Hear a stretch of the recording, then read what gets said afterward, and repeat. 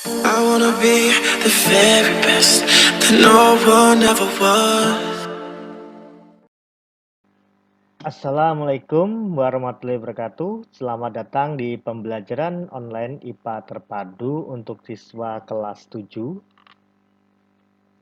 Pada kesempatan yang berbahagia ini, kita akan membahas materi tentang dampak pencemaran lingkungan bagi kehidupan. Pada bulan September sampai Oktober tahun 2015, bencana kabut asap yang disebabkan oleh terbakarnya hutan dialami tidak hanya oleh warga Indonesia. Asap itu juga mengganggu kesehatan warga negara Malaysia, Singapura, bahkan Thailand.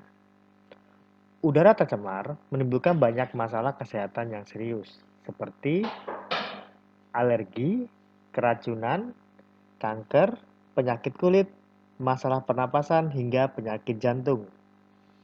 Anak-anak dan orang lanjut usia adalah pihak yang paling rawan. Pihak berwenang menganjurkan agar para penduduk tetap tinggal di rumah mereka untuk menghindari dampak pencemaran udara tersebut.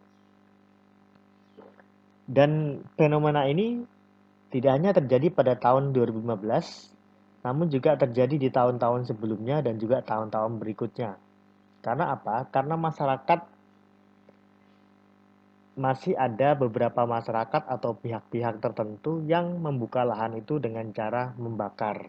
Sehingga para aparat penegak hukum sangat bekerja ekstra untuk mengatasi pembakaran hutan secara liar atau pembukaan lahan dengan cara membakar. Oke, apa saja dampak dari pencemaran lingkungan bagi kehidupan akan kita bahas dalam pembahasan berikut ini. Adapun materi yang akan kita bahas adalah yang pertama, pengertian pencemaran itu sendiri, kemudian jenis-jenisnya, kemudian yang ketiga dampak pencemaran lingkungan bagi makhluk hidup, dan yang terakhir adalah cara penanganannya. Pengertian pencemaran. Pencemaran lingkungan itu adalah terjadinya perubahan lingkungan oleh segala sesuatu yang bersifat membahayakan kehidupan manusia, hewan, tumbuh-tumbuhan, baik karena aktivitas manusia maupun karena peristiwa-peristiwa alamiah. Makhluk hidup, zat energi, atau komponen penyebab pencemaran disebut sebagai polutan. Limbah yaitu suatu benda atau zat yang mengandung berbagai bahan yang membahayakan kehidupan manusia, hewan, serta makhluk hidup lainnya. Limbah bisa berupa limbah cair dan juga limbah gas. Contoh limbah cair adalah limbah yang berasal dari pabrik-pabrik dan juga produksi, sedangkan limbah gas adalah yang berasal dari pembuangan hasil sisa pembakaran kendaraan bermotor. Bisa juga dari asap pabrik. Selanjutnya, macam-macam pencemaran. Yang pertama adalah pencemaran air. Pencemaran air adalah masuknya bahan pencemar berupa makhluk hidup, zat energi, atau komponen lain ke dalam lingkungan yang bisa menyebabkan terganggunya keseimbangan lingkungan air tersebut. Jadi jika ada zat lain, baik itu makhluk hidup maupun energi atau komponen lain yang masuk ke dalam lingkungan air dan menyebabkan keseimbangan lingkungan terganggu, maka itu dinamakan pencemaran air. Biasanya pencemaran air disebabkan oleh limbah buangan dalam bentuk cair dari kegiatan industri, pertanian, dan rumah tangga.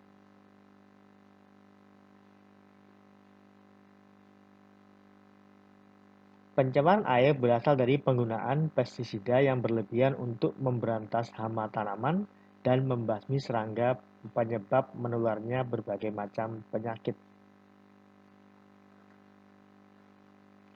Jadi kalau yang dari rumah tangga itu biasanya deterjen yang dibuang sembarangan, kemudian hasil sisa dari menggoreng ikan dan juga atau limbah dari minyak rumah tangga yang biasa dipakai oleh ibu-ibu untuk masak, dan bahan-bahan cair lainnya yang dibuang sembarangan dari hasil aktivitas rumah tangga itu disebut sebagai pencemaran air yang disebabkan oleh bidang rumah tangga. Sedangkan untuk pertanian yang tadi menggunakan obat untuk membasmi serangga ataupun membasmi hama,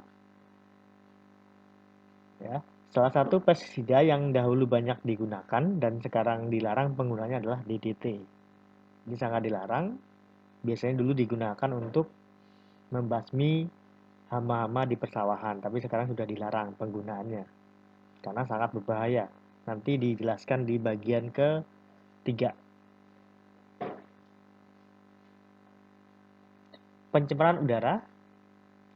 Pencemaran udara adalah masuknya bahan pencemar, polutan, baik itu makhluk hidup, zat atau energi, ataupun komponen lain ke dalam atmosfer yang menyebabkan terganggunya keseimbangan atmosfer. Ini contohnya ada pada gambar sebuah pabrik yang mengeluarkan asap dari cerobong asapnya sangat pekat sehingga mengganggu lingkungan di sekitarnya.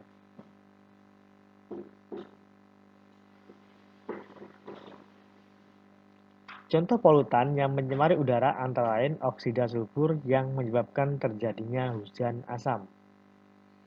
Jadi hujan asam ini berasal dari oksida sulfur yang tertahan di awan dan nanti akan turun sebagai hujan asam. Yang oksida sulfur ini berasal dari pabrik, ya, berasal dari pabrik atau aktivitas pabrik. Nah, kalau terjadi hujan asam dan dia mengenai tumbuhan, hewan dan juga material besi, maka material besi itu bisa mengalami korosi atau keropos, sedangkan kalau dia mengenai tumbuhan, maka tumbuhan tersebut akan lama-kelamaan akan mati karena tidak mendapatkan nutrisi dan kelebihan asam. Kemudian CFC yang berasal dari kebocoran gas pendingin yang digunakan pada lemari es dan pendingin ruangan atau AC, serta gas penyemprot bermacam-macam kosmetik dan masuk ke atmosfer dapat merusak lapisan ozon. Jadi CFC ini dulunya dipakai sebagai bahan pendingin di lemari es dan juga AC, sehingga sekarang penggunaannya dibatasi atau bahkan tidak dianjurkan karena bisa merusak lapisan ozon. Pencemaran tanah. Pencemaran tanah adalah masuknya bahan pencemar, polutan berupa makhluk hidup, zat energi atau komponen lain ke tanah yang menyebabkan terganggunya keseimbangan tanah. Pencemaran tanah dapat berasal dari rumah tangga, industri, atau pertanian.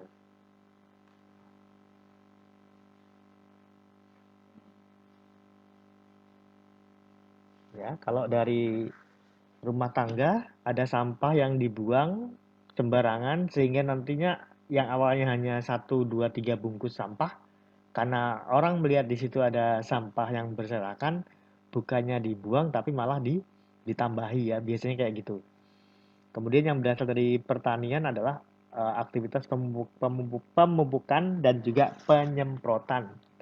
Jika pemupukan dan penyemprotan ini dilakukan secara teratur, maka tidak terjadi pencemaran tanah. Tapi ketika dilakukan secara tidak teratur dan tidak terkontrol, maka dia bisa si pestisida tadi yang disemprotkan kemudian pupuk nanti akan mencemari lingkungan sekitarnya.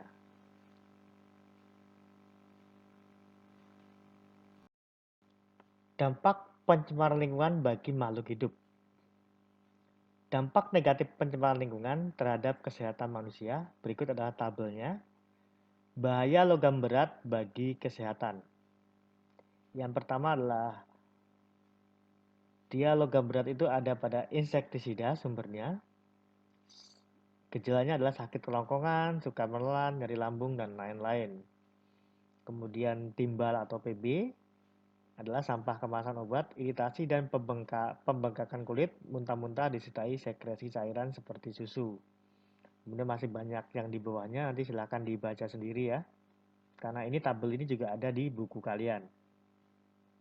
Kemudian selanjutnya adalah fosfat dan nitrit menyebabkan terjadinya eutrofikasi. Eutrofikasi itu sendiri adalah proses penurunan kualitas perairan karena terlalu cepatnya pertumbuhan tumbuhan air. Karena terlalu cepat, maka berakibat melimpahnya zat hara dan setelah mati serta membusuk akan menghabiskan kandungan oksigen perairan tersebut. Jadi eutrofikasi ini menyebabkan pertumbuhan tumbuhan air itu cepat. Contohnya adalah enceng gondok, sehingga dia ketika tumbuhan air itu banyak dan melimpah jumlahnya, maka dia akan mengurangi kadar oksigen di perairan tersebut. Karena seperti yang kita tahu, tumbuhan itu juga bernapas dengan menghirup oksigen ya, dengan bernapas dengan menghirup oksigen. Sehingga kalau dia jumlahnya melimpah, maka dia bisa mengambil oksigen yang ada di dalam perairan tersebut, sehingga akibatnya adalah bisa menyebabkan ekosistem di perairan tersebut terganggu. Kemudian dampak negatif penggunaan DDT adalah DDT tidak hanya membunuh serangga, melainkan juga membunuh musuh alami serangga. Dan juga DDT ini ternyata bisa terakumulasi di dalam tubuh hewan tertentu, misalnya ikan, kemudian ayam, ya, dan hewan-hewan yang lain. Sehingga ketika hewan-hewan tersebut dikonsumsi oleh manusia juga bisa meracuni manusia. Kemudian oksida nitrogen dapat membentuk asap kabut fotokimia yang mengganggu pandangan mata pada penerbangan dan pelayaran. Dan ini sangat berbahaya bagi navigasi pesawat dan juga navigasi kapal kapal penumpang atau kapal apapun itu yang mengangkut barang yang ada di laut akan terganggu jarak pandangnya ya, sehingga bisa menyebabkan kecelakaan yang fatal karena pandangannya terganggu. Kemudian hujan asam yang terjadi karena kedua polutan ini antara lain mengakibatkan membusuknya daun-daun yang tadi Pak bahas, sehingga mengancam kehidupan tumbuhan, tanah bersifat asam dan membusukkan akar sehingga mengancam kehidupan tumbuhan. Jadi hujan asam itu bisa menyebabkan yang pertama daun menjadi busuk, kemudian akar juga mengalami pembusukan, sehingga kalau daun sama akarnya sudah busuk, maka tumbuhannya lama-kelamaan akan mati ya. Kemudian yang terakhir, cara menangani pencemaran lingkungan. Pada tanggal 22 April biasa kita peringati sebagai Hari Bumi atau Earth Day, Hari Lingkungan Hidup Sedunia atau World Environment Day, WED, yang diperingati setiap tanggal 5 Juni. Tindakan terbaik menangani pencemaran lingkungan adalah mencegah pencemaran, misalnya melalui yang pertama, peraturan perundang-undangan yang melarang keras pembuangan limbah industri tanpa diolah terlebih dahulu. Yang kedua, membuat kawasan industri yang jauh dari kawasan pemukiman. Yang ketiga, mengkampanyekan dan menggalakkan penghijauan dan reboisasi. Yang keempat, melakukan penyuluhan terhadap masyarakat akan pentingnya menjaga lingkungan hidup bebas dari pencemaran lingkungan. Kemudian tindakan pengurangan polutan antara lain mengurangi asap dengan tidak membakar sampah, mendaur ulang sampah, menggunakan pupuk organik, mengurangi penggunaan pestisida, dan mengurangi penggunaan logam berat. Nah, ada pun langkah sederhana yang bisa kalian lakukan atau kita lakukan bersama-sama sebagai warga sekolah dan juga warga masyarakat. Yang pertama adalah membuang sampah pada tempatnya. Sebaiknya sampah dipisah antara sampah organik dan sampah non-organik. Sampah kertas dipisah dari sampah logam dan lain sebagainya. Kemudian menggunakan wadah makanan yang awet dan tahan lama dan tidak sering digonta-ganti.